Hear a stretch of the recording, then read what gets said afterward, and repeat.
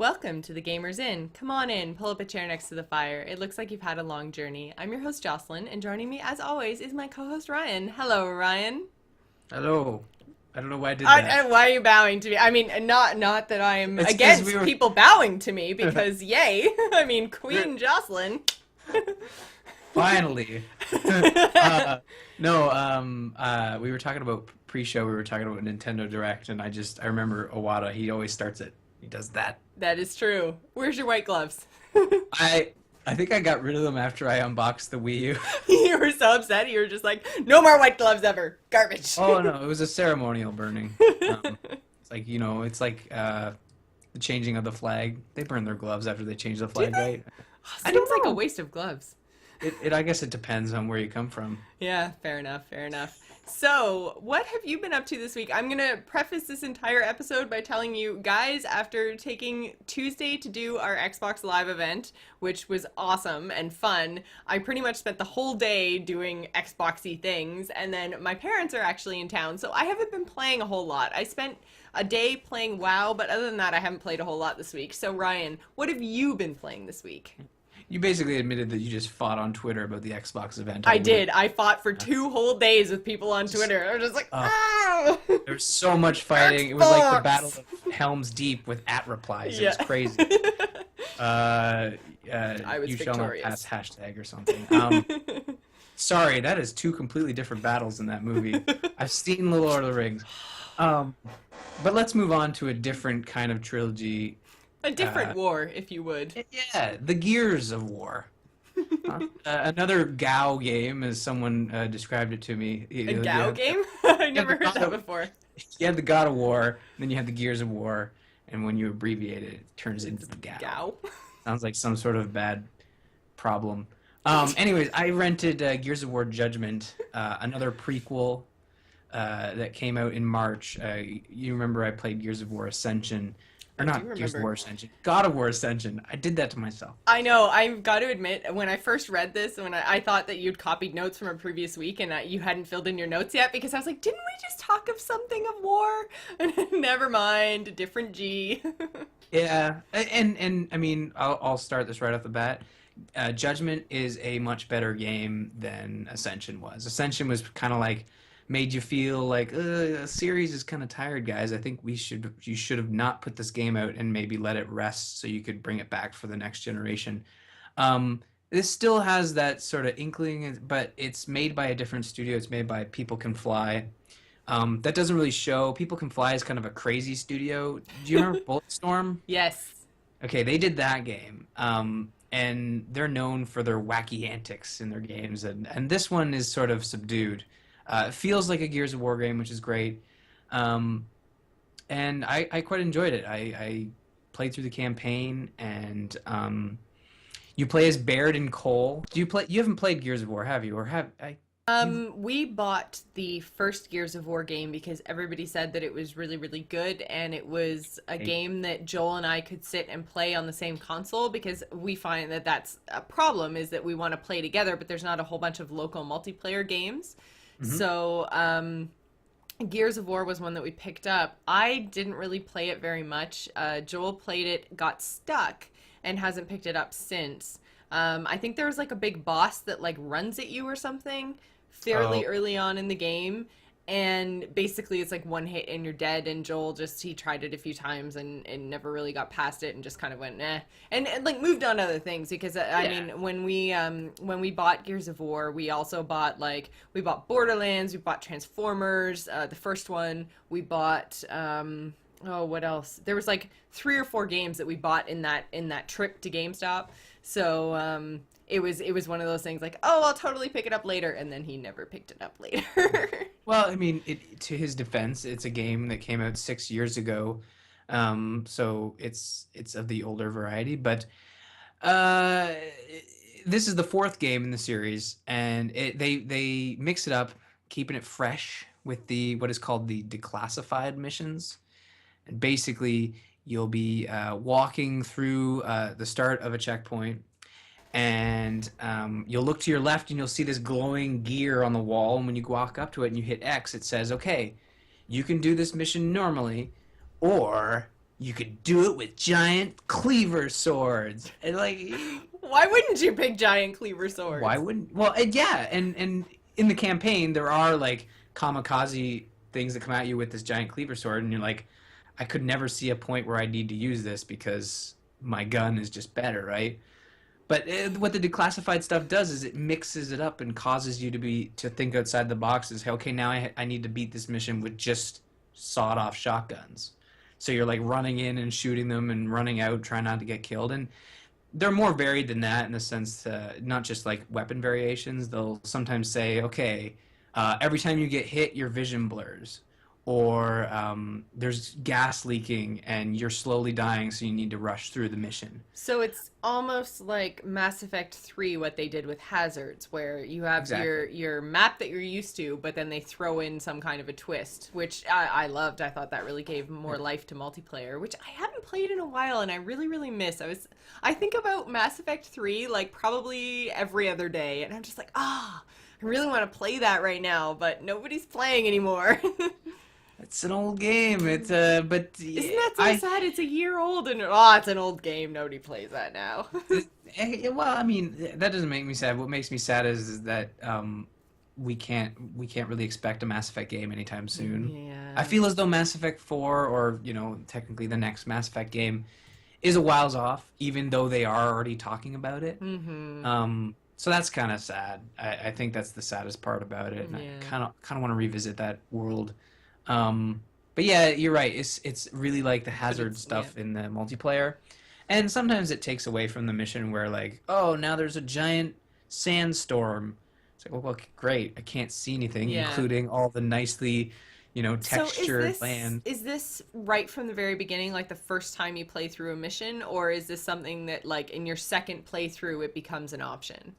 No, this is right from the beginning, so that's kind of why some of the declassified stuff takes away from it. But considering I've played 3 Gears games, I actually welcomed it because it made me want to keep going. Okay, what's the next declassified mission, and can I get 3 stars? Like each sort of section you're rated, and if you do the declassified mission, then you're more guaranteed to get 3 stars, but it also makes it harder. Right, right. So I mean, I see where you're going. I mean, yeah, it's kind of weird that it's unlocked right from the beginning, but the campaign kind of, in comparison to the other Gears games, it's kind of bland. There's not a lot going on. You're kind of just moving from one point to the other, and you know how it ends because it's sort of just, well, you know who lives, you know who dies, and you Oh, know, right, because it's a prequel. like most prequel games, like you kind of know how it's going to end. It's about the journey, and when the Yeah. journey isn't, you know, fantastic.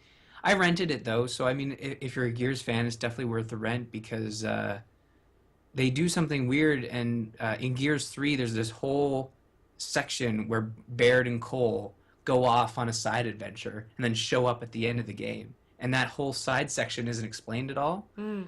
and they actually give it to you in Judgment as a separate sort of campaign mode called Aftermath, and it sort of reunites all the characters from the prequel on this side mission. It's sort of convenient that like they never mention this extra character, Paddock, I think, and he just shows up in this side mission. He's like, oh, Bear's like, I don't want to go back there. I hate that place. And then all of a sudden, Paddock shows up. It's like, hey, it's Paddock. How's it going? Fancy meeting you here. He's the only talking human being. Everyone else is zombies and locusts, so that's convenient. But that was actually really cool because it kind of felt like they had completed sort of the Gears of War story. Mm-hmm. Um, I don't see how they make another Gears of War game. Unlike God of War, they could probably just keep going back to that well. Well, Uh, yeah, that's true. There's a lot to pull from there, unfortunately. but I enjoyed it, and for anybody who uh, actually, you know what? Gears of War Judgment, if you are interested in getting back into it and you haven't played the other Gears, you could play Judgment.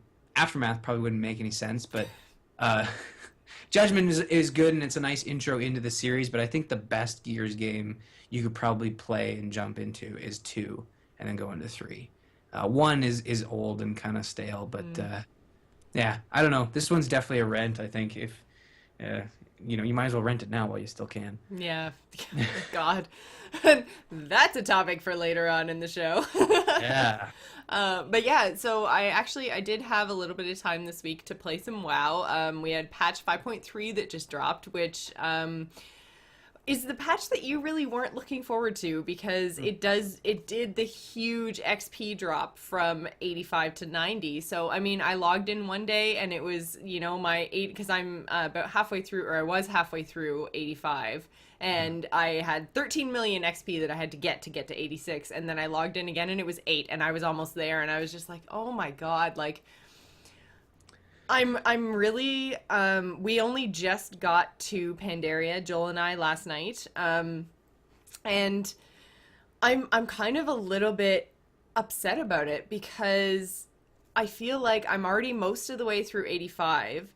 So being most of the way through 85, I'm going to end up rushing through Pandaria, and no, I'm not going to see everything. So Do you? I don't know if we talked about this when they first announced it, but do you think that they've? And again, I'm not a WoW expert, so I don't know the last time they did this for when Cataclysm launched. But do you think they're doing this because they might have another expansion coming out like sooner rather than later? I hope so. I imagine that we will get another expansion announcement this year, because, correct me if I'm wrong, but I believe not this BlizzCon, but the next one is 20 years of WoW. So I would be really surprised, or sorry, not WoW, Warcraft, not World of Warcraft. It's 10 years of World of Warcraft, and it's 20 years of Warcraft. So I would be really surprised if they didn't do something big. Now, whether that's another WoW expansion or whether that's their, is it Titan project? Yeah. One of the two, I think we're going to get announced this year and released next year, I think. So, I mean, it could be because they're just kind of lowering your XP needed to get to endgame of WoW, because that's where everything happens now, right? Is all endgame, or that's what everyone keeps telling me. I'm not actually there yet. But, to kind of finish up WoW and move into something new, or to prep for another expansion, one way or another. So I was a little bit upset, because I feel now that, Mists of Pandaria has only been out since September, so it's 6 or 7 months that it's been out, and now they've, like, I think it's 35%, they dropped the XP, so it was 13 million on the dot, and now it's like 8.8 million or something that you need, so it's a 35% drop in every level, all the way up through to 90. Oof. So were people asking for this? I don't know. I don't really know why they do this. I feel confused. I think that they're trying to just allow more players to push more alts up to endgame, I guess, but I don't really know why they want to move the population along so much. To me, it just seems like that would overcrowd endgame, but again, I've never been there, so who knows? Maybe endgame isn't crowded enough. Oh, well, yeah, and that's, that's possible as well. But, yeah, so that was the biggest change that I noticed. And like I said, I'm only 2 million XP away from getting to 86.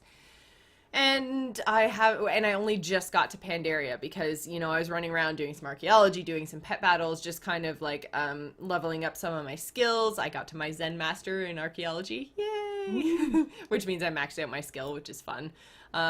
So, I was just kind of running around doing extras. I wasn't doing any questing, no PvP, no nothing. And I got like 5 million XP. So they're just throwing XP at you now for doing pretty much nothing, except for, like I said, exploring, archaeology, and pet battles, and almost more than half of a level at 85. It's crazy. Wow. So how far ahead are you of Joel?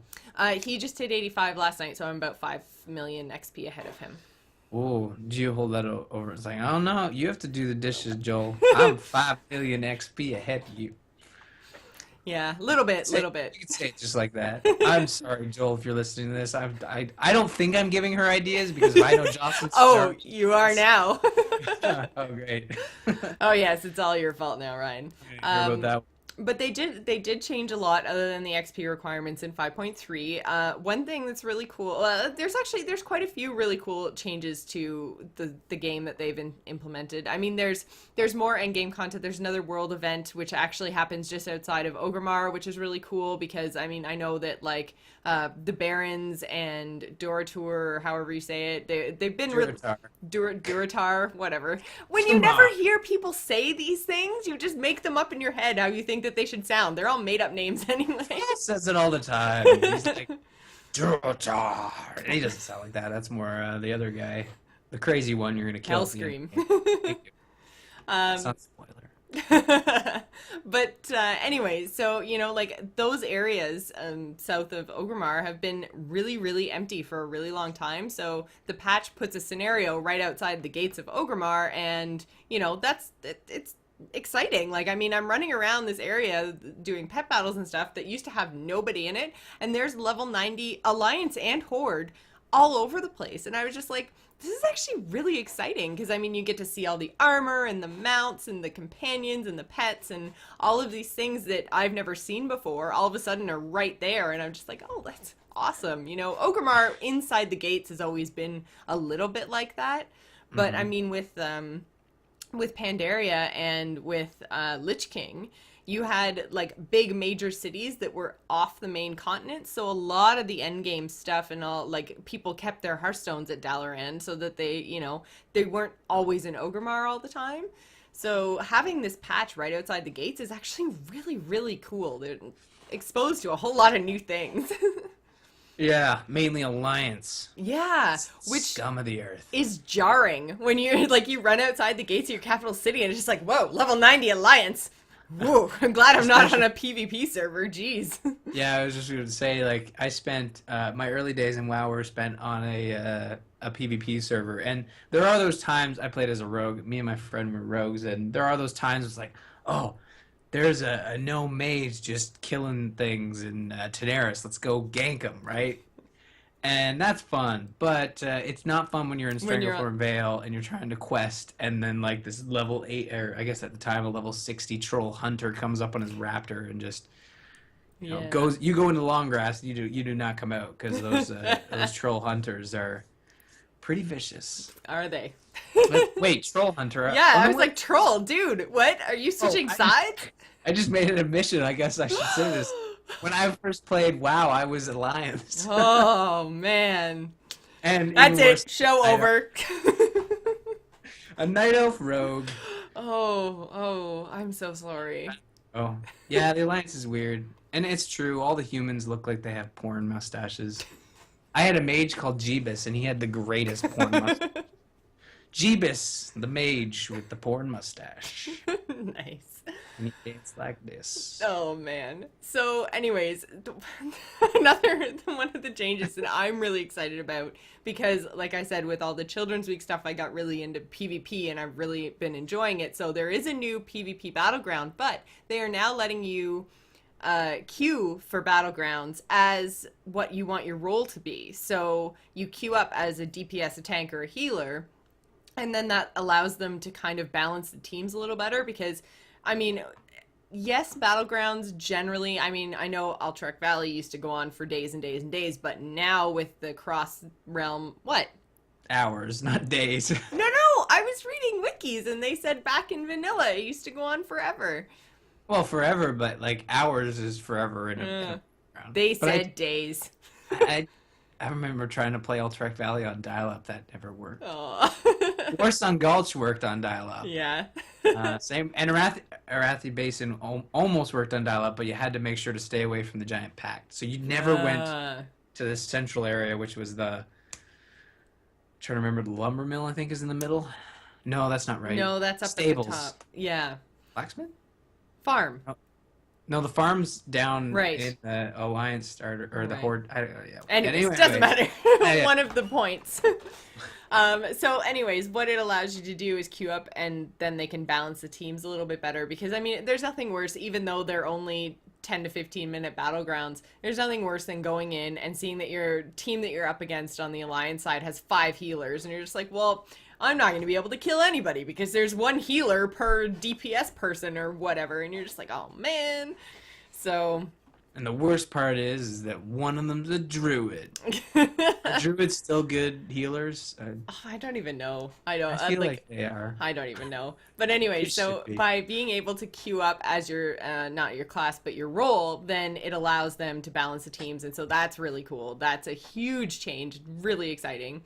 So, basically we have that, as well as you can now do a loot specialization. So if you are a class that can switch between a role of tank to DPS, if you're more comfortable being DPS, then all you have to do is you can play in the class that you're comfortable with, but you can set your specialization to tank, and that way all of the gear that drops will be for that tank specialization. So then you can kind of gear up the class that you want to or the role that you want to try, while playing what you're comfortable in. So it lets you kind of get the gear that you want without having to play the class that you're not having fun in. So I think that's kind of a cool change. It's a nice, like, you just default to whatever you normally play unless you change it, which is just right-clicking your profile picture as always. But yeah, really cool change, I think. A really nice thing for Blizzard to do for a lot of people. I think they're really trying to get the whole alt thing and get people out of their comfort zone. So I think it's a cool change. Well, I mean, I'll say it every time you bring up WoW, but it's a lie at this point. I really feel like I should get back into WoW. Yep, you should. But I don't have any time. There's no time. I couldn't play anything else if I played WoW. And that's probably why I'm holding back. That is a lie. I play lots of other things. Like, what did you play else this week? Besides yell at people on Twitter. This week, parents came and there was the Xbox event, so that doesn't even count. So you played Life, is what you're saying. Yes. You had so what you're saying is if I play WoW, the only other time I have is to play Life. Yes. I already do that. No, I play StarCraft. I play new things when they come out and they are interesting to me. So I play. You play Blizzard games. I do play.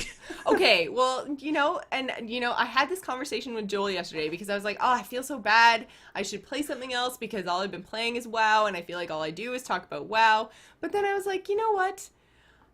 No other company right now is making a game compelling enough to pull me away from WoW. So why shouldn't I play WoW and talk about it? Because it's fun, it's what I'm enjoying playing, and that is what our show is about, is what you and I are enjoying playing. Because we don't have unlimited budgets, so we can't buy every single game that comes out, so we play what we like. So it is what it is. Deal with it. Deal with it. Deal with it. Deal with it. Oh, great. Now we're going to be fired from A Move because we said deal with it. Everyone's going to come at us. Oh, man. Can we be fired? I don't know. Well, there's one way to find out. Yeah. Deal with it. Deal with it. So, with that said, Ryan and I really appreciate your continued support of our show, along with the support of our sponsor, Doghouse Systems. Use the code TheGamersIn to double your RAM when you purchase a new gaming rig. 4 becomes 8, 8 becomes 16, but 16 does not become 32. That would be crazy. Head on over to doghousesystems.com and get your order on. Which brings us to quickfire news. Nintendo Direct for E3 gets a date. And that's like June 11th, not like a girlfriend or something. It took some time, but we finally know when Nintendo plans on dropping some info bombs direct to their fans' eyeballs. The E3 Nintendo Direct will take place on June 11th, starting at 10 a.m. Eastern. Nintendo did promise the presentation would take place before E3, like press conferences proper, and it does, as the show opens 2 hours later at noon. Expect to get first looks at the new Wii U titles like Smash Brothers, 3D Mario, and Mario Kart. An EA engineer states the Wii U is crap. We're thinking it, he's saying it. A software engineer at EA made some very negative comments about the Wii U on Twitter this last week. In response to an article posted on The Verge, the EA sports engineer said, quote unquote, the Wii U is crap. It's less powerful than the Xbox 360. Poor online store, weird tablet, Nintendo are walking dead at this point. That was the start of a series of tweets tweets saying EA was intentionally focusing on other markets, that Nintendo is not third-party friendly, and that they were still acting like it was 1990. EA's official response is that they have a strong partnership with Nintendo, although last week they stated that they had no Wii U titles in development, and many of their big titles slated for release later this year will not be made available on the Wii U platform. And more EA news. EA plans to support current gen through 2017, but obviously not the Wii U or the Wii. Speaking at the Stifel 2013 Technology Conference in New York this week, EA CFO Blake Jorgensen confirmed that EA would support current generation systems well into the next generation system's lifespan. This shouldn't come as a surprise to anyone and really should serve, and this is not a quote, this is me talking, this shouldn't come as a surprise to anyone and really should serve as an example of what many publishers out there will be doing, especially Activision. So if you're unable to pick up an Xbox One or PS4 later this year, know that at least for a few years, you'll have some big games left to play. Ouya is the people's console. Ouya has announced that their booth at E3 will be located outside of the conference, allowing anyone walking by to try the console, no credentials required. The system will be playable from June 11th through the 13th, with everything developers need to put on a killer demo. That is in quotes, that is not me. E3 itself starts on June 10th with presentations from Microsoft, Sony, EA, and Ubisoft. We will be doing another special episode of The Gamers In, much like our Xbox One reveal event episode, on Monday, June 10th, after the keynote presentations. And this just in, Ouya is going to have candy at their booth, so everyone should go there. That's what it feels like. It feels Totally really creepy. does. It's like, guys, come try it. Well, you'll love it. We promise. We're just outside the back alley. Bring money. They probably couldn't actually afford a booth inside, so they were just like, guys, we'll just PR the shit out of this, and we'll make it look good. It'll be fine. We'll run an extension cord. This is why we didn't get review units, Jocelyn. We're just beating it. I'm sure it's a great box or something. Anyways, I didn't help. Try Defiance for free this weekend. I'm going to definitely do that. Interested in trying out Defiance? Well, you're in luck, because Tryon Worlds is offering a free weekend through Steam, as well as a 30% discount if you want to jump in full time. Be sure to give it a shot soon, as the free weekend ends Sunday at 4 p.m. Eastern. I like to think weekends usually last until 11:59, but who's counting? Also, in a similar fashion on their website, Sci-Fi is offering episodes of the Defiance TV show on their website. What better way to enjoy an MMO than by watching a TV show about the MMO you're playing while you're playing it? More features are coming back to SimCity. Update 4 for SimCity dropped yesterday, May 23rd. The update re-enables some features as well as adding new ones, including dynamically changing global market prices, region filters, and leaderboards.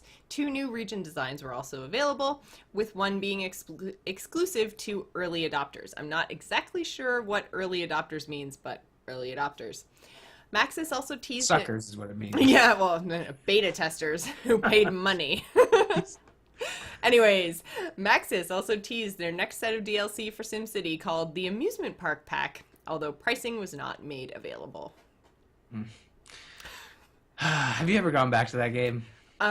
Briefly, but I'm going to go back one more time before I publish my review to make sure that these updates where they re-enable features are actually, I want to make sure that I am still accurate before I rip them a new one, but yeah. I updated. I still haven't launched it, but anyways. 38 Studios is preparing to sell off IP. Kurt Schilling's once grand 38 Studios is ready to sell its sole title, Kingdoms of Amalur: Reckoning, and associated assets to an unnamed party in an effort to pay off its $130 million debt. This news comes from Providence lawyer Richard J. Land, who says, "Who knows what the value ultimately will be, but there is interest in the assets. Here's hoping it goes to a good home and someone is able to finish off what Kurt started with the Amalur MMO." We have even more proof, people. A study has been completed and published out of Texas A&M which found that consuming violent media as a child is not a predictor of future violent behavior. The study found that both genetics and social environment played a much larger role in behavior than media consumed. Shocker. Quote unquote, genetics alone don't seem to trigger criminal behavior, but in combination with a harsh upbringing, you can see negative outcomes. In our sample, experiencing maternal warmth seemed to reduce the impact of genetics on adult criminality. People may object morally to some of the content that exists in the media, but the question is whether the media can predict criminal behavior. The answer seems to be no. End quote. Grr, screw you all, you stupid people. So, hopefully soon, when combined with whatever other research has been commissioned by the US government, we can stop talking about video games and other media as source of violence and start looking at some of the real issues. That was Jocelyn's little quickfire news rant. Sorry about that. Like guns. Yeah, there's that. Or drugs, I guess. So that brings us to our topic of the week, which is going to be very similar to our talk on Tuesday, which was when we covered the Xbox event. But what we are going to do over our topic this week is actually compare the Xbox One to the PS4, do a little bit of talking about the whole used games conversation that's been going on since the Xbox One launch event. And then we did get some feedback that we're going to talk about in our listener feedback section about our comments on the Xbox One. So, Ryan, why don't you kick it off with our first story here, which is that the Xbox One is going to support 4K output. Yeah, so Jocelyn and I are millionaires, and we own 4K TVs, so we're really excited to hear that both the Xbox One and I believe the PS4 will support 4K output. I'm not sure. I'm going to tell everybody right now that I have a little comparison chart here, and I don't even see 4K listed, but I mean, come on, that's a little bit intense. I think that was Oh something... yeah, sorry. They right down at the bottom, AV hookups. It says, yep, 4K support for both, except for not the Wii U. I'm pretty sure you can... if you had a... Okay, I will say, I don't know how 4K works, but I would assume it's backwards compatible with... 1080? I don't know. I don't know technology, man. TVs are weird. But yeah, 4K supported by the Xbox One. Interesting. They're not saying that games are actually going to be programmed with 4K in mind, are they? Well, I imagine with 4K being so, I mean, it's beyond high end right now, right? You can't just walk into a store and buy a 4K TV, or at least you couldn't last time I was in a Best Buy. So, I don't think you can. I mean, they're very high end tech right now. It's going to be a long time before they're in living rooms. I mean, you could even argue, like, yes, you can go in and you can buy a 3D TV, but I mean, how many people are actually watching 3D TV right now? Probably not many. If you are, woo, there you go. There's some 3D popping in your face for you. So we're not programmed. You can't just do... I assume you did this. Yes, I did. You can't just do that. You can't just throw stuff at the camera. Are you sure? I'm pretty sure that that's how 3D works. So, anyways, you know, like, these are technologies that we have to program for on the back end. The game developers have to develop for. So, I mean, yay, it supports it. Is it going to be anything that's actually relevant in the next couple of years? Probably not. So, good for you, Xbox, but, you know, meh. That's but another... in all seriousness, I mean, it could become popular. Like, look at what happened with the Wii. When the Wii came out, did you own an HD TV? Because I didn't. When the Wii came out, no. So it's the same situation where Nintendo's like sitting high and mighty. It's like, HD TVs aren't quite at the point where they're in every house, so it's not a big deal. Right. But halfway through the generation, it was a very different story, and Microsoft and Sony were looking pretty awesome. Very true. Yeah, that's very true. And I mean, like, I have a feeling that 4K might go the way, because I mean, they're already talking about, is it 8 or 16? I can't remember the way that it goes, but they're already talking about creating the next generation after 4K already exists. So I kind of feel like 4K may go the way of 720, where, you know, like, if the 4Ks are going to come in, some people who are right on the edge are going to buy them, but the majority of consumers are going to wait for the next iteration, which is already in the works, which is going to be 8 or 16, whichever way it goes. And so, I mean, 4K support is good, but I mean, I feel like it's the same as saying we support 720 and then having 1080 come out. So, I mean, we'll have to see, but again, this is something a few years down the road. Something else that we didn't mention on Tuesday is that the Xbox is going to support avatars, which is what you currently have if you have an Xbox Live account. Or I think if you just have you don't have to have an Xbox Live account to have an avatar.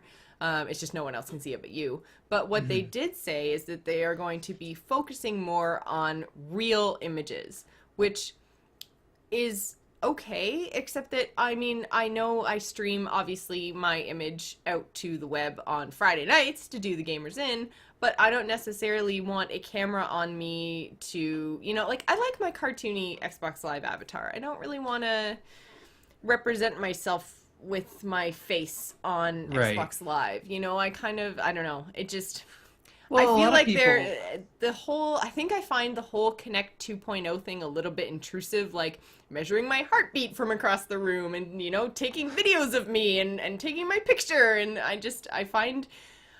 don't know, I find the integration of the Connect a little bit much, and it's probably just because I don't have one right now and I don't game that way, but I find it to be a little bit meh. Like, stop spying on me already.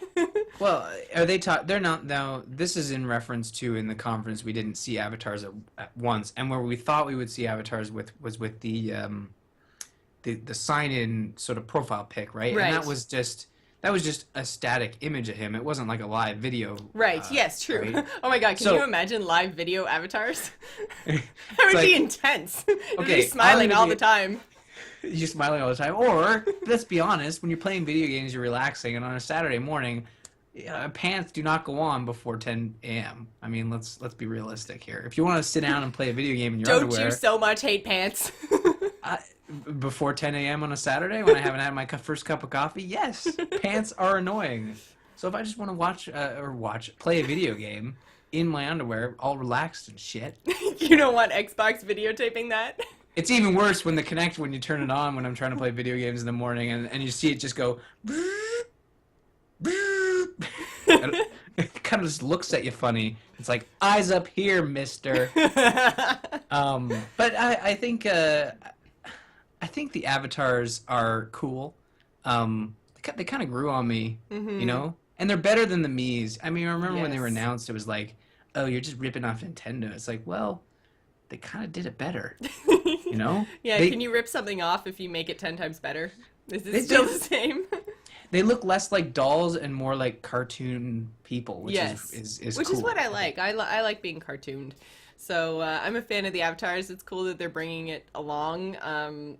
Yeah, we'll have to see. But the one thing that we touched on but didn't really talk about a whole lot that now Microsoft is basically saying is their big game changer. It's not necessarily the hardware, because in terms of like looking at this comparison chart, I'll throw the link in the chat room here to show the comparison chart that we're looking at right now. But I mean, hardware wise, they're not the Wii U. I'm really sorry, Ryan, but I don't even want to talk about that. Like, I mean, if you look at this chart, it's like Xbox and PlayStation have it, Wii U doesn't. Xbox and PlayStation have it, Wii U doesn't. So it's stupid that the Wii U is on this chart, because any gamer out there who knows what they're talking about, including us, would admit the Wii U is in a different category. Yeah. You know, it's not next generation. it's not next gen in the way that PlayStation 4 and Xbox One are next gen. I mean, So in terms of actual hardware, they're pretty much bang on about the same. You know, they've got Blu-ray DVDs, they've got, you know, the same RAM, same CPU processing power, give or take. Techies, don't rip me a new one. Just I was going to say the RAM is a big difference. I think the DDR5 and the DDR3, I guess, from listening to a lot of developers this week, the DDR5 is just much faster and makes making games for the system a lot easier. So fair enough. Okay, so there's that change. But, you know, generally in terms of hardware, if you take PlayStation 4 and Xbox One, pretty much in the same realm, right? Mm-hmm. So what everyone is saying is that it's not the hardware necessarily that sets Xbox One apart from PlayStation 4, but what they're saying is it's the architecture. So basically, we touched on it on Tuesday, where they have their kind of internet Windows interface coupled with their existing Xbox dashboard interface tied together using the Kinect interface. So it's kind of 3 in 1 talking to each other and working together. And so all of that together makes the Xbox One experience. And so basically they're saying their operating system, their software is what sets them apart. So it's interesting. I like the voice command thing. We don't know as of right now if PlayStation's going to support voice command, but probably not, right? From just everything we've kind of seen and heard.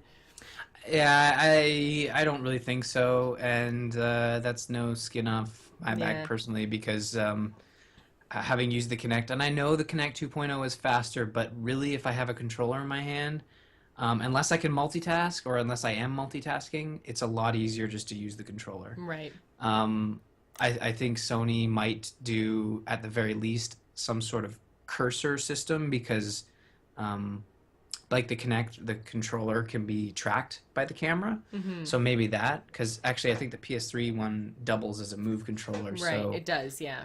yeah. So I mean, in terms of navigation, that might be a difference, but I don't think we'll see voice command. Yeah, and I think another thing that we should probably say is that a lot of details about the PS4 actually aren't out yet compared to what we got out of Xbox on this last week. So, I mean, there's a whole lot of things that we don't 100% know about the PS4. We don't know about used games for like 100%. We don't know about what sort of external storage they're going to support.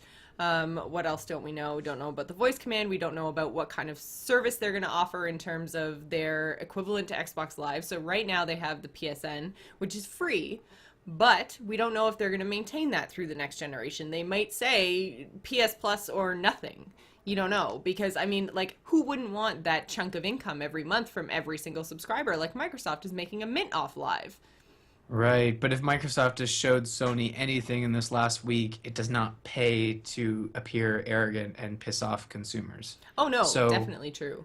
and I know you agree, I know we all agree as Yeah. gamers that I think Sony's making the right move if they were to do a free slash premium model. Oh, absolutely. Yeah, I mean, Absolutely. Because you what they're don't. doing right now works. It does, and I think that there are a lot of people who would be less angry at Microsoft if they just had a choice. If I could sit down and if I could play Mass Effect with my friends without having to pay Microsoft a fee every month, then that would make me a very happy camper. They've kind of pissed me off, and they piss me off every time I see that come out of my bank account every month. I'm just like, God damn it, I have to pay again?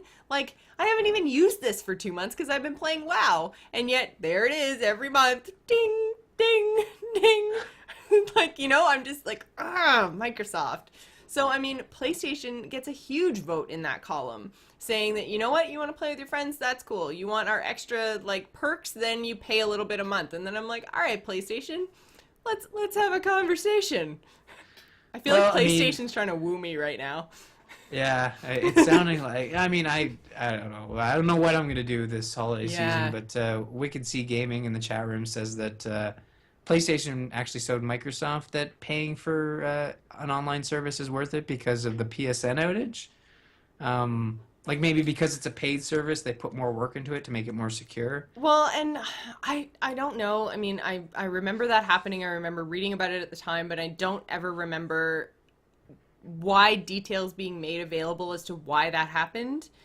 I mean, I don't want to make excuses or anything for either party, for Microsoft or Sony. I'm not picking sides. I feel like PSN outage is often heralded as, see, if it was a paid service, it never would have gone down like that. And it's just like, well, maybe, maybe not. Like, I mean, they got hacked, it sucked, and like, it's quite possible that whether you paid for that or not, maybe it would have happened sooner if people paid for it because people would have been pissed off at Sony and would have been like, that's it, I'm taking you down. Right. So I feel like that's not necessarily an invalid argument, but I definitely don't think that it's the be all or end all of whether or not, a paid model versus a free model, like which one is more viable. I really think that it gets a whole lot more weight than it should. Right. I think he actually corrected me. He said he was talking. He was that all good points that we've made about paid versus free. But he was actually talking about the arrogance. I guess the PSN outage, the hack was due to them being arrogant because they Oh, removed right. the Okay. Yeah, I see what you mean. install OS. But I mean, that was when Sony was sort of operated as primarily a Japanese company, and as we saw with their conference in February, it was being run by the American and European side of Sony, and we didn't really see a lot of the Japanese side. Mm-hmm. And that some say that that has actually helped Sony be less arrogant and sort of just say like, sit down and cross-legged on the floor and say, developers, what do you want to see Mm-hmm. on the next system? Here's a tea. You don't want tea? Here's coffee. We want to make you happy. Yes, yeah. That's what it felt like, right? It was Yeah. really heart to heart. But with Microsoft, it's like TV, sports, TV, sports, Call of Duty. TV, Call of Duty. Dogs, Call of Duty. That video is really unfair But because it's all so press conferences can be funny. like, sort of boiled down to that. I mean, Nintendo's probably like Mario, Zelda, body, Mario. experience, Zelda, Metroid, Donkey Kong, Mario, Pikmin, Wii, my body is ready, and Sony's no better. But my body is ready. You could have picked a better timing on that. But my body is ready is an actual, I think Wii U like. I know, but it's just my body is ready. But that's it. I'm giving these people solid advice in creating a video. You want to get major YouTube hits from the Microsoft one? Go and cut together a Sony or Nintendo one. I mean, the most recent Sony one didn't feel that way, but anything from E3 would. That was, I found, more so, like, I noticed it even when you're not in, like, a sped up this press conference in 2 minutes type video. It felt like it was just TV in your face all the time. This is what we're doing with your next Xbox, is you're going to be able to watch TV. I already have a box that does that, and it doesn't cost me hundreds of dollars. Or, well, most people have a box that do that. I'm a cord cutter, so I don't have a cable box. But most people have cable boxes that let them watch live sports and TV episodes of things. I will say this about people who do have cable boxes. I'm one that recently shifted back to cable. Yeah, I mean, cable boxes suck. So I understand why Microsoft is doing this, and anything that'll make watching TV via cable or satellite box easier gets a thumbs up in my books, because man, those cable boxes suck. Mm-hmm. So you gotta look. You can look at it from both ways. I mean, being a cord cutter, it's like, yeah, this is extra and I don't need it. Mm-hmm. But actually having cords in there somewhere, it looks like it could help. But Yeah. I don't watch enough TV to make it worth it. Yeah. So one of the last things before we dive into used games was the whole backwards compatibility thing. And Don Matrick? I know they said it at the press conference, and I'm just terrible with names, so sorry again. I call him Don Matrix. Okay. So he basically said that backwards compatibility was backwards thinking, and a lot of people have been saying, like, oh no, I can't play my my Super Nintendo games on my 64, like, screw you, Nintendo, and, like, making that argument, basically, that back when things were cartridges, you had different cartridges that went different things, and your next generation of your console didn't play your old cartridges, and that's fine. But now that we have CD, DVD, Blu-ray, that's a pretty standard optical drive format. So the change from one to the other, you're not actually changing the medium that is delivered on. With the Xbox, I guess they kind of are, because they had the DVDs to Blu-ray. They didn't have a Blu-ray disc in the last one, so I can kind of see that. But at the same time, like, I don't know, again, like, Ryan, I'm gonna let you jump in here because you have a really good point, but man, I wish that backwards compatibility at least one generation, given the size of games now. Like, these are now games that people are sinking, like, tens of hours into. Like, if you have 150 hours into Skyrim, it's a game that you really like, you bought it on the Xbox, and you want to keep playing it over and over and over again because there's constantly new things to explore and discover, new DLC, all of that. And all of a sudden, you have to now have two boxes. So, yeah, go ahead, jump in. The way he said it just, again, was very arrogant. He's kind of like, backwards compatibility is, just backwards thinking. We're Microsoft, we're the 4 color squares. I mean, we are very simple. Moving forward, we're not looking back. What's Vista? I don't know. But it's just, you can say that, look, guys, I mean, we had to change the architecture. This is a new generation, and it doesn't make sense to spend an extra $150 putting a 360 chip in there to make it play 360 games. This is going to be a problem for the first year, and then after that, you're all going to be playing these brand new games, and you're going to be like 360 what? Yeah, You fair know? enough. And I think, I'm just going to read this out of the chat room right now, Mm. is saying if you have your older system, just plug it in and play those older games. Are people getting so lazy that they can't get up and switch out some cables? Fair point. But I think that what the entire Xbox presentation was about was they were saying Xbox One, this is the one box that's going to take over everything in your living room. You don't need anything else.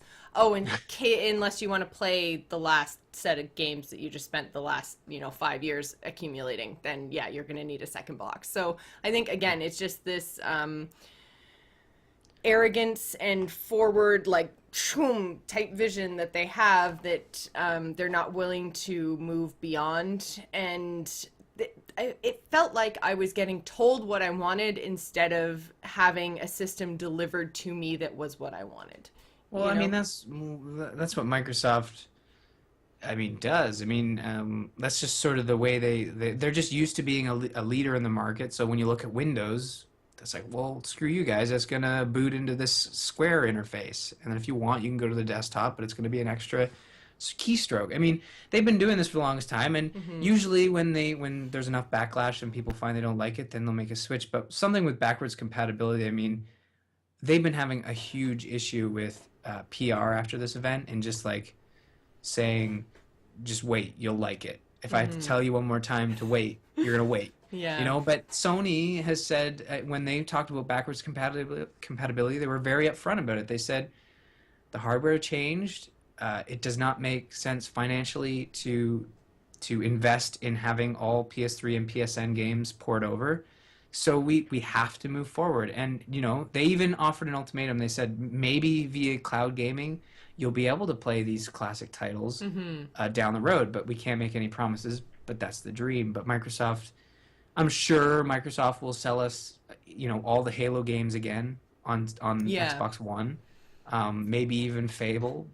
You know, look at what Nintendo does. I mean, they have backwards compatibility on all their systems for the previous generation. That's the case with the 3DS. That's the case with the Wii U. But they sell you the older titles. Like, I can buy Super Mario Brothers for the NES on my Wii U. I'm paying them another charge, but I mean, that pays to port it over, and that makes sense for older generations.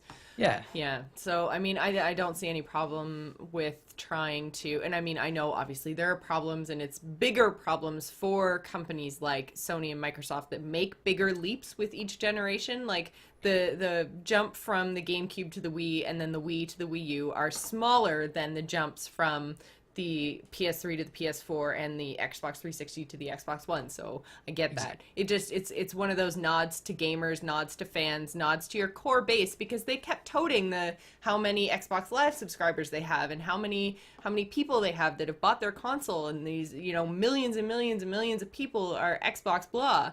And it's just like, yeah, so why aren't you catering to those millions of people that are already in your fan base who are gamers? No, I mean, there's a great side to backwards compatibility, and then there's obviously the bunch of downsides for us and the hardware manufacturers. So we have to move on here because we're running out of time. And again, like, I mean, we did an hour-long special on Tuesday, and we still have so much to talk about with all this whole next-gen thing. Well, I mean, it's the biggest news we've had in years. So, wow. Yeah. Anyways, so the one big conversation that did come out, wasn't really touched on in the actual launch event, but has come out over the last few days, is the actual conversation around used games and what we are going to be able to do and what we are not going to be able to do on the next gen Xbox console. So Ryan, take her away.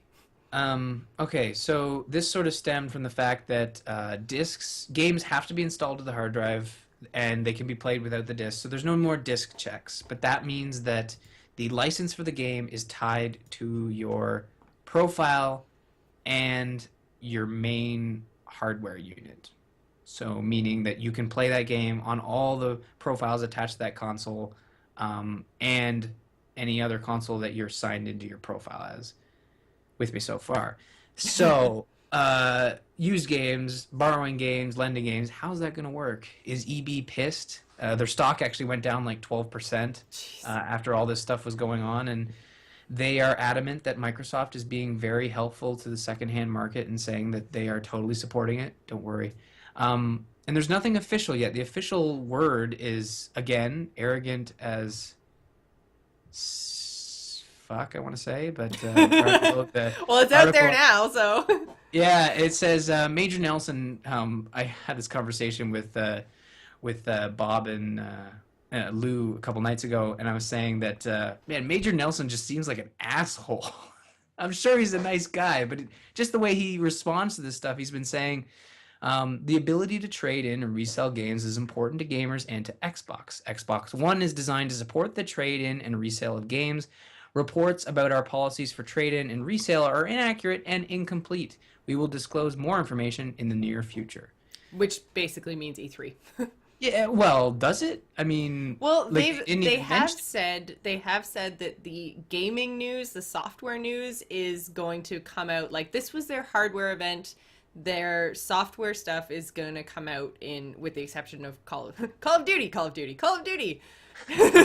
All of their software stuff will be at E3. So I am assuming that that means we will get answers to all of these kind of used game questions, like full official, this is how it's going to be, responses from Microsoft at E3, which is a couple weeks away. So there's that. Yeah. And again, like, it's not, no matter how you swing it, it's not a positive story. So I think we'll get the news out of E3 similar to how we've gotten the little tidbits after this event. And basically how it's going to work, because the discs are tied to your account, when you take it into EB, this is just sources that have been talking to Polygon. They say that you take it to EB Games, or sorry for Americans, GameStop, thank you. Let's go all the way back. Let's call it Electronic Boutique. They'll take the disc, they'll run it through a system that takes it off your account and transfers the license back to The disc. on the servers, says, nobody owns this. Mm-hmm. So they can resell it. But in order to resell it, they have to pay Microsoft a fee. And that fee is going to affect a lot of people, positively for the publishers, developers, and Microsoft, because they'll get a chunk of that change, or all of it rather, and negatively for the consumer, because EB is going to give you even less money, or better yet, they won't take games that won't sell for more than like $40, because they're saying the activation fee might be, well, 10 $30. or 15 bucks. Oh, really? Oh, geez, that much. Well, 35 pounds, which is like, oh, this wow. was a European story. And again, this is all up in the air. Hearsay, yeah. So, I mean, it's all on the seller that is going to be paying this extra money, but you get screwed in the end, because if you're taking a game in to sell, and I don't sell my games. I actually hate doing it, but I've taken back a couple. I took back Halo 4 a couple weeks after it launched, because I played through the campaign and I didn't really think I was going to touch the multiplayer very much. So, and I got $35 for that 2 weeks after release, and then they flip it and sell it for $55. So, I mean, that's kind of a pain in the ass, but that's the biggest reason why I don't generally resell my games. The reason I turned it in, normally they give 30, but they were giving 35, so I got the extra $5 because I was pre-ordering my BioShock. So, right. But yeah, generally I find that they don't really give you, because I mean, obviously they have to make a profit, they have to keep their business going, so obviously they can't actually give you what the game is worth. But I just feel like if I return a game 2 weeks after launch, like, I mean, they're flipping it and selling it for $5 less than what it retails for, and it feels like this huge smack in the face, like. Anyways, so yeah, no, well, I'm not one of the ones that takes games back. I buy used games, and usually it's after, quite a while. Usually the used games I pick up are 8 months to a year, if not older. So. Well, I mean, you think it's a smack in the face to you. Think about if you're the developers that are, shutting down their studio because they're not making enough money on games. Mm-hmm. I mean, some of this money probably wouldn't save a studio that's already heading down the tube, but it could still help. And I mean, that's one of the points that Microsoft is making in this move, but it really it's slowly going to kill the secondhand market. Mm-hmm. And I don't have a problem with developers getting money for, what they what they create, you know. And I mean, if there's people who are going to buy it over and over and over again, then, you know, eventually, yeah, I can see how developers should get some money for it. But I don't know. It's the problem is it's a shift in the paradigm, right? Is they're changing the way that things are done. People are pissed off about it, whether it's going to be good in the long run for the industry or not. I mean, I've seen articles on both sides of the fence on this, and I mean, one I read was really, really good, and you know, like they keep saying, oh, used games and piracy are just eating away at the market and everything else, and it's everything that's wrong with video games. And it's like, yeah, but if you look at all the, basically the article was pointing out all the big mistakes that both the big companies, developers, Microsoft, Sony, all the big mistakes that these people have made in the last 8 or 10 years, and just being like, used games didn't cause this to happen. You guys made poor decisions that are ruining video games and consoles and the way that we do things, and you're blaming used games and you're saying you don't have the resources to do things properly, but you make bad choices. You are why we can't have nice things. And so well, I can see both sides. It's very true. I mean, if you a couple examples, you can look at THQ and you can specifically point at you draw for Xbox and PS3. Sold well on Wii, and they're like, well, let's make $1 billion, put it on Xbox and PS3. And then you have Square Enix that's blaming like Western games like Hitman and Tomb Raider for poor sales is why they're losing money. But then really when it comes right down to it, no, it's because Final Fantasy is going down the tube. Yeah. And you can't blame Final Fantasy because that's sacred waters. I mean, Final Fantasy VII is the greatest RPG ever made. But let me let you know a little secret. That was 7 games ago. Maybe they're like 12 because they keep releasing sequels. Yeah. I feel like one of the points the chat room is making is that small developers should get paid for their work, but Microsoft and other bazillionaire corporations should stay the F out of it. And very true. Like, I mean, I think that's where I am bristling about all of this is I feel like Microsoft is taking their chunk when they don't deserve a chunk. If it's Microsoft's game, cool. If it's Fable, if it's Halo, yeah, give it to 343. But if it's, you know, some indie developer down the street, like, what has Microsoft done except for provide the platform? A platform I've already paid for with my hundreds of dollars or however much this Xbox One is going to cost. So, right. I mean, if I've already paid Microsoft for providing the platform, if there's going to be a fee taken out of my used game, if I'm going to have to pay more on the consumer end of it for my used game, that money had better be going to the developer. Like, oh, and it is. I mean, a portion of it as a publisher will go to Microsoft, right? Because they get a cut every time something. Yeah. Well, we don't know. That's a good point. But all I'm saying is that a percentage will go to everybody involved in the development. But I can't believe we're throwing Microsoft under the bus, but not like EB Games or GameStop. Sorry, we're calling Electronic Boutique. You know, no one's throwing them under the bus. They are making 100% off of these jacked up used games.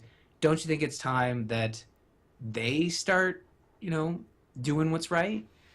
Well, and again, like I said before, and I think we're probably going to wrap this up very shortly because we're starting to go in circles, but with the money that goes to EB, and like I said, like I think that for the Halo example where I get $35 back and then they flip it and sell it and mark up 20, I mean, they have to make a profit somewhere because they provide me the service of a brick and mortar store that I can walk into and I can grab BioShock for $10, you know, like yes. I can't do that anywhere else with the exception of Steam. Steam has kind of changed the game a little bit, and maybe that's the way it just has to go is screw consoles, screw used games on consoles, just go Steam and play PC. Mean, like that's what someone was saying is that in a perfect world, this would help Microsoft transition into sort of a Steam model. Mm-hmm. But a lot of people on Twitter are saying, like, no, this is Microsoft we're talking about. It's going to turn the Xbox One into the Games for Windows Live store as opposed to Steam. Yeah. Which is kind of like a giant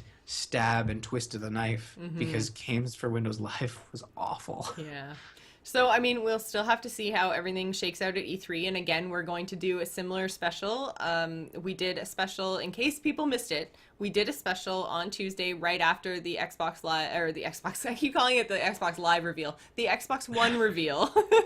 The Xbox Alive Live. Yeah. Live. But yeah, so we did do a special on Tuesday that's available on YouTube and on A-Move and on iTunes. So you can consume it in the regular way you consume your Gamers In episodes. We are going to be doing another one on Monday, June 10th. After all the press conferences have happened from Microsoft, Sony, EA, and Ubisoft.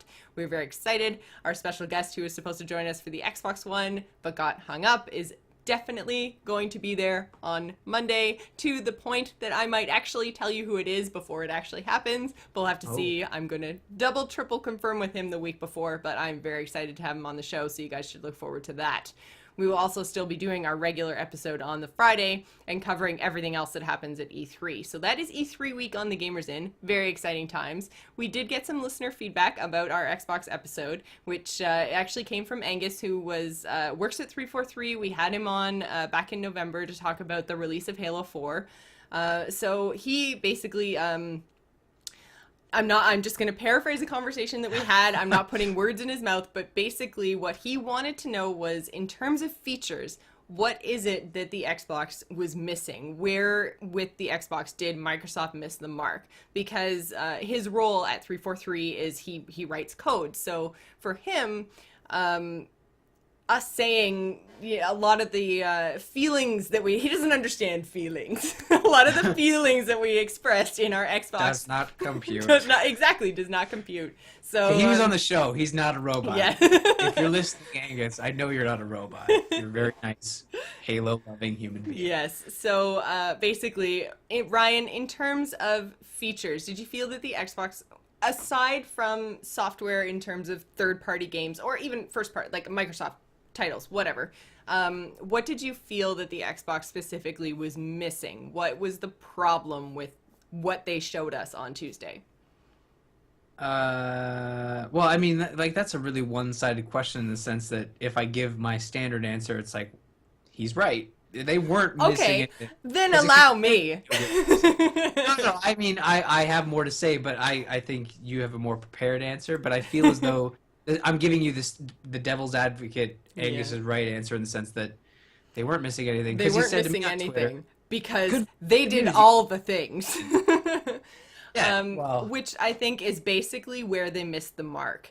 And that's why I kind of put that second part of the question in there, because the original question is quite one-sided. Microsoft didn't necessarily miss anything aside from not focusing on gaming. And that is where I think they missed the mark, is that my biggest fear with the Xbox One console is that I will be in a game. And the reason that I play video games is to immerse myself in an experience. The experience is the game. The experience is not, Ryan is playing this thing. And I mean, the fact that it pops up right now and tells me when another person that logs on is playing the same game as me, or even just when they first log on, the fact that it pops up and says, like, Ryan is online, I was just like, God damn it, I was right in the middle of fighting a dragon in Skyrim. Like, I don't want a notification. And you can turn those off, but you shouldn't have to. But but my point is that is the current generation, and it seems like they're just taking it to that other level where I feel like there's going to be I am afraid that there are going to be a whole lot of other things going on at the same time that is going to take me out of that gaming experience. And they're trying to do so much to give me an entertainment box when all I want is a gaming console. I want to sit down with my controller and be immersed in my game experience. And I'm afraid that they are going to pull me out of that with all the other things that they are trying to do. So that, I think, is where they missed the mark. They're not necessarily, like, everything that they showed us in terms of features was impressive. You can multitask, you can watch your cable through your Xbox, you can surf the net, you can have fantasy things. Like, all of the things that they showed us were impressive. It was clean. It was well executed. It seemed fast. That's great, but it's fluff. Right. It's extra. I want to game. Yeah, and I mean, that's kind of what I tried. And this was...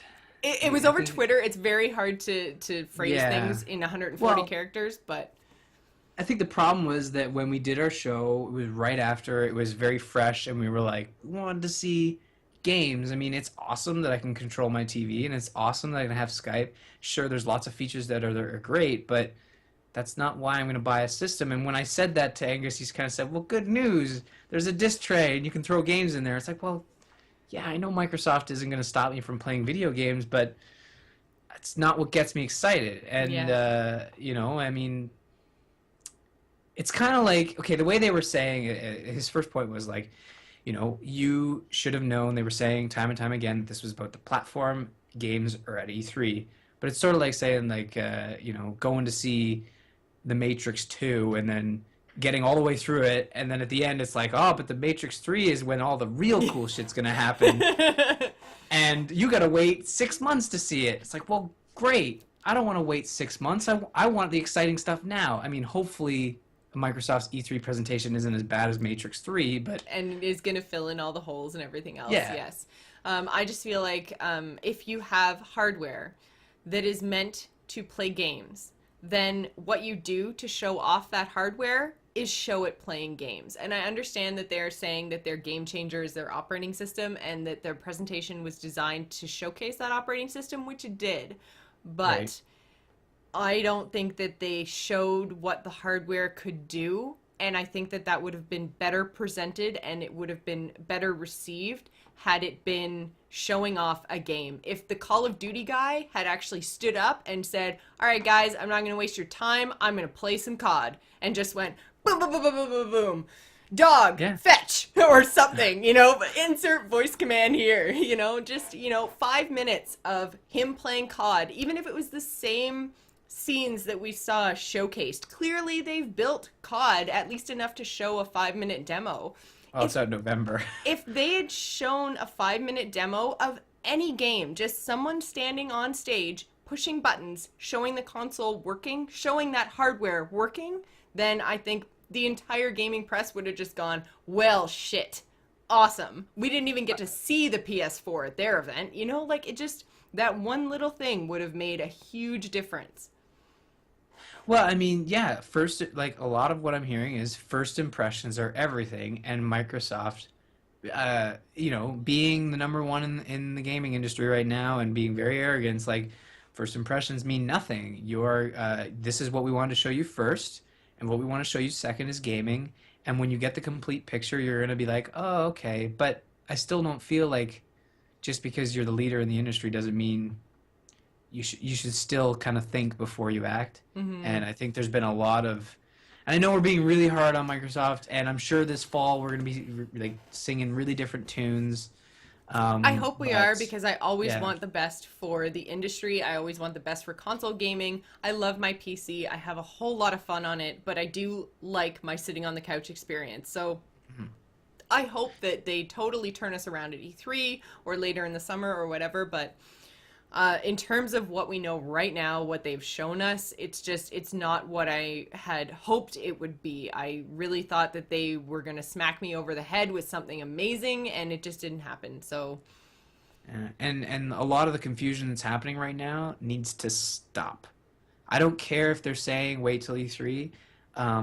This miscommunication and confusion, if they want to have a healthy E3 presentation, they need to nip it in the bud like early next week. yeah, Because absolutely. 10, 15 days is a long ass time to look like an idiot. Just You saying. saying this from experience? No, I've never looked like an idiot. That's what I'm saying. I mean, I've looked like an idiot for a couple days, just ask my girlfriend, but like I know that any longer than a couple days and it's no fun looking Yeah. like an idiot. So Microsoft, get on it. Yeah, absolutely. And I think our chat room is pretty much agreeing with everything. Everybody agrees with Yeah, us. I know. We're just gaming gurus over here or something. So if you want to connect with us on the show, you can visit us on the web at gamersinpodcast.com, or you can email the show at info@gamersinpodcast.com. You can also find us on AMove TV, along with other fabulous podcasts, including StarCast, Campaign Roundtable, Biggest Fan, and This Week in Blizz. You can follow us on Twitter. You can find me, Jocelyn, at GIS Gamer. You can find Ryan at R. Murphy, and don't forget to follow the show at The Gamers Inn. You can also find us on Facebook and Google+, as well as iTunes, where you can leave us a review. Before we go, I just want to give a quick shout out and thank you to my brother Greg, who created our awesome music. You can find him on Twitter at SoundsInfluence. We would also like to thank Joel Duggan of Starcrossed Online, who drew our Twitter avatars and created our logo. You can find him on Twitter at Joel Duggan, or read his comic at starcrossedonline.com. So thanks for staying at the Gamers Inn, and remember to tune in next week. Bye, guys. Bye.